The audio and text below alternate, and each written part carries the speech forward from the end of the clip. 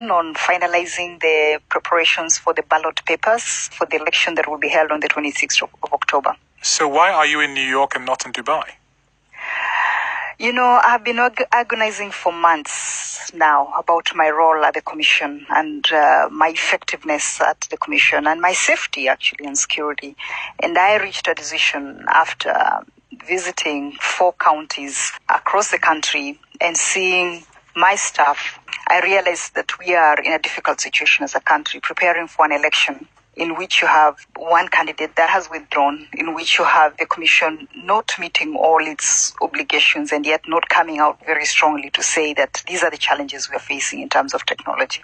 We've been having a situation in the Commission whereby every decision is on the basis of a vote. And so it was becoming increasingly difficult, really, to be able to stand up and say, I am doing this because I believe in it. It was more of, I'm doing this because we have a collective responsibility and I have to defend those positions even when I didn't believe in them. So why don't you stay in Kenya and fight out your position? Why have you gone to the United States? It is not possible, as the Commission is constituted right now, to make any changes internally because you have to have enough votes.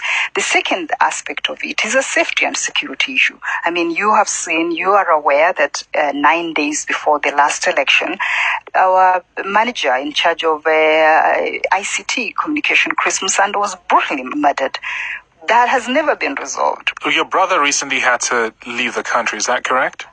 Yes, my brother had to flee the country because he was getting a lot of threats. I was getting threats, and those threats extended to him. What sorts of threats? People were using words of calling him on WhatsApp and sending him messages and telling him, tell your sister to stop asking too many questions, tell your sister to relax about, senior staff being sent home, or you would be mishandled. Go. Did you feel there were any threats to your life? Absolutely. I mean, I have never felt the kind of fear that I felt in my own country. I have traveled around the world. I have lived in various countries. So if you get such messages and you have seen your own staff get that and be murdered, you will really be suicidal to think that nothing would happen to you. Where were these threats coming from? The governing Jubilee coalition or from NASA? I always see possibilities of threats coming from anybody because sometimes it's opportunistic. You mentioned that the changes that the opposition were asking for, they haven't been implemented at the Electoral Commission. Can you just expand on that a little bit more for us? My sense really is that there was a period of time in which we could be able to make meaningful concessions that would have allowed NASA and Jubilee to play on a level playing ground in this election. But that time has lapsed. Roselyn, that time is over. Roselyn, I'll ask you 2 pointed questions. Mm-hmm. Is Chairman Chebukati an able leader of the Commission? Chairman Chebukati is a very well-meaning person. He has the temperament to be able to be a leader, but he's a leader who is under siege in the Commission. But is he able? Well-meaning, yes, but is he able? I mean, really, I think for me, it is about the support base that he just doesn't have within the Commission. That is not really an endorsement.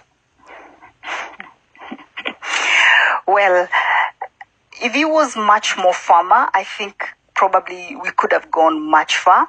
But, there are aspects of his character that are helpful in a situation like we have now. But there are times you just need firmness to be able to move on. Will Kenya and the Commission be ready to conduct credible elections on the 26th of October? I was going to say that if it is to conduct an election, yes, the Commission can hold an election. Would it be a credible election? Absolutely not. There is a very high likelihood that the mistakes that some of the presiding officers made during the last election will be repeated. If you are dealing with an election in which at least half of the country is not going to be participating in, could you consider that the environment for having credible election exists? It does not. Has the NASA coalition, the opposition of Mr. Raila Odinga, has that party been putting some of your staff under pressure in some areas in the country? Yeah, absolutely, and it's unacceptable to have any of our staff across the country being attacked by NASA supporters. That is absolutely unacceptable. But you do realise that by giving this interview, you will give them credence when they say that the election process will not be fair. You do realise that they will use this interview to justify scrapping the election or at least getting rid of the chairman of the Electoral Commission. You see, my personality requires that I speak the truth. But there are also aspects that I cannot live with. I cannot live with an election that is never going to be a credible election. So if it's misunderstood by Jubilee to be me trying to delegitimize the process, that is the truth. We have to get to a point whereby we are able to speak the truth, whether that truth hurts Jubilee or whether that truth hurts NASA. But it is the truth. Do you envisage yourself going back to Kenya in the foreseeable future? No. So you are in exile, in effect?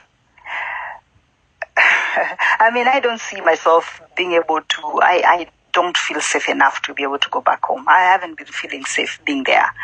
And I don't feel safe. That's very sad. No, it is sad. I mean, it is sad, but this is not what I ever thought it was going to end up being as a job. So just to clarify, Dr. Rose Akombe, who is a commissioner at the Independent Electoral and Boundaries Commission in Kenya, supposed to be conducting next week's election, she has fled the country because of fears for her safety and because she didn't feel that she would be able to carry out